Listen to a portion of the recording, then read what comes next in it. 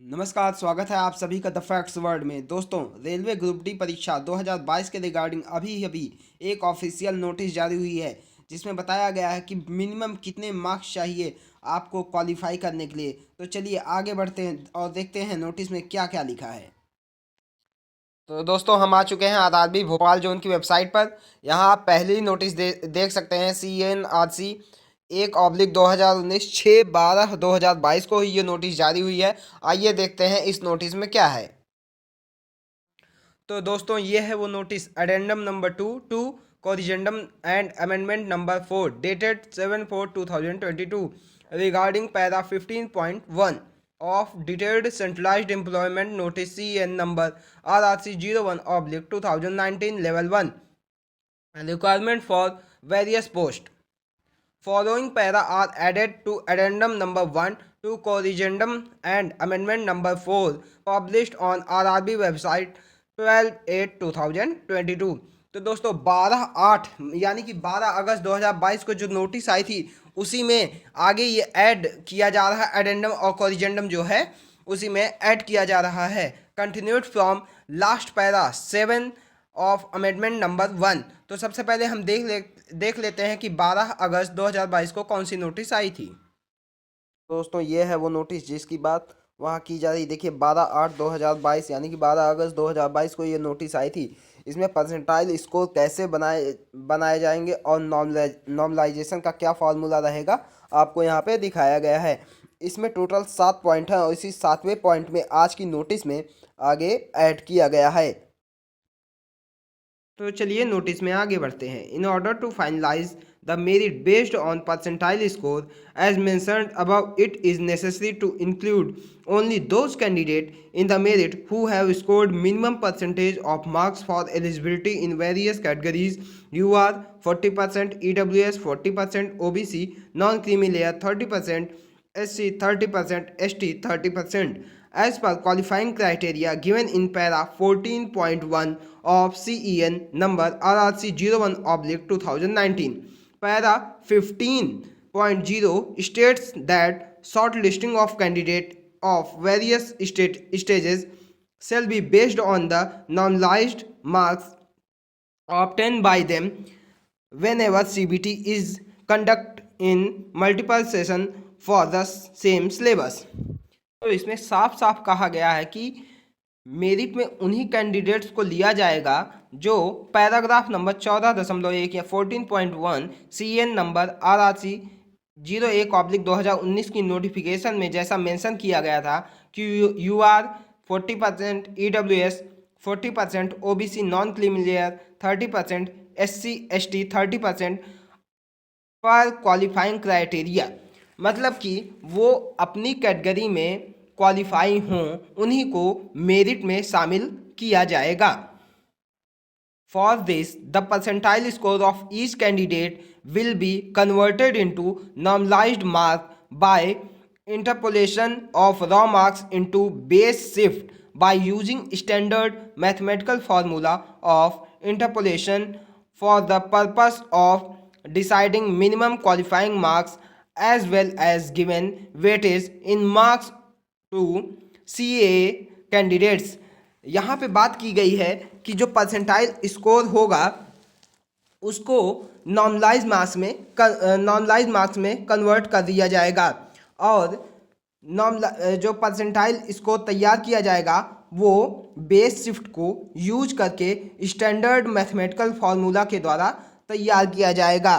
यहाँ पे जो CA course completed act apprentice candidate हैं उनके लिए भी कहा गया है कि इसका पर्पस ये है, purpose of deciding minimum qualifying marks as well as giving weightage in marks of CA candidate.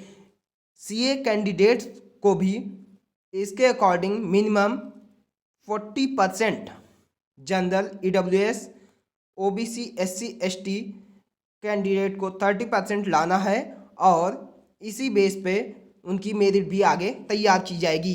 यहाँ पर CA कैंडिडेट्स के लिए दो ऑप्शन हो सकते हैं, या तो उनके रॉ मार्क्स को CA में मिले नंबर का 1/3 वेटेज के साथ ऐड करके लाएं, या फिर जो रॉ मार्क्स बन रहे हैं वो मिनिमम क्वालिफाइंग मार्क्स बने उसके ऊपर ऐड किया जाए।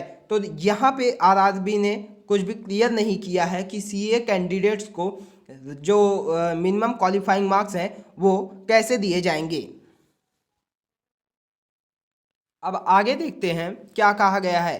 बेस शिफ्ट किसे माना जाएगा। Base shift for above purposes is defined as a shift having the highest mean average among all the shift of CBT with a condition that its present candidate count should be 70% or more than the average of all shifts. In case the highest mean of two shifts is same, then shift having highest individual marks shall be considered as base shift. In case both the highest mean and highest individual marks are same, then the shift having highest percentage candidate count shall be considered as base shift to break the tie. CBT की सभी शिफ्टों में base shift highest mean वाली यानी कि highest औसत वाली shift को माना जाएगा। इसमें वर्तमान उम्मीदवार जो हैं सभी शिफ्टों में औसत 70% या अधिक हों। यदि दो शिफ्टों का उच्चतम माध्य एवरेज समान है तो हाईएस्ट इंडिविजुअल अंक वाली शिफ्ट को बेस शिफ्ट माना जाएगा। यदि हाईएस्ट मीन और हाईएस्ट इंडिविजुअल मार्क्स दोनों इक्वल हैं तो टाई को तोड़ने के लिए उच्चतम वर्तमान उम्मीदवार गणना उच्चतम हाईएस्ट इंडिविजुअल मार्क्स वाली शिफ्ट को बेस शिफ्ट माना जाएगा। इसमें साफ साफ कहा जा रहा है कि हाईएस्ट मीन और हाईएस्ट इंडिविजुअल मार्क्स यदि दोनों टाई होते हैं तो उन दोनों को टाई को तोड़ने के लिए हाईएस्ट कैंडिडेट वाली जो शिफ्ट है उसको बेस शिफ्ट माना जाएगा। अब इस नोटिफिकेशन का जो कंक्लूजन वो ये है कि जो हमारे युवा ओबीसी एससी एसटी के कैंडिडेट हैं उनको उनकी कैटेगरी में मिनिमम क्वालिफाइंग मार्क्स लाना ही है। बात करते हैं सीए यानी कोर्स कंप्लीटेड एक्ट अप्रेंटिस की। अभी भी उनके विषय में संशय यहाँ पे बना हुआ है कि क्या इन कैंडिडेट्स को मिनिमम क्वालिफाइंग मार्क्स प्राप्त करने के बाद उनके 1/3 का वेटेज उनको दिया जाएगा या जो रॉ मार्क्स वो परसेंटाइल नॉर्मलाइजेशन के बाद पाते हैं उनमें उनके 1/3 सीए के मार्क्स को जोड़ के उनकी मेरिट बनाई जाएगी। ऐसा इस नोटिफिकेशन में आरआरबी ने कहीं भी क्लियर नहीं किया है। और इसमें जो मैथमेटिकल फार्मूला पॉइंट नंबर 9 में स्टैंडर्ड मैथमेटिकल फार्मूला की बात की जा रही है, क्या ये वही फार्मूला है जो पिछले नोटिफिकेशन में परसेंटाइल के लिए दिया गया था, परसेंटाइल नॉर्मलाइजेशन के लिए दिया गया था, या कोई नया फार्मूला है जो इन्होंने यहाँ पे क्लियर नहीं किया है। तो सीए कैंडिडेट्स के लिए अभी भी थोड़ा सा संशय बना हुआ है। अब इस नोटिफिकेशन के आने के बाद ये पूरी उम्मीद की जा सकती है कि हमारा जो रिजल्ट है वो जल्द से जल्द आने वाला है। धन्यवाद।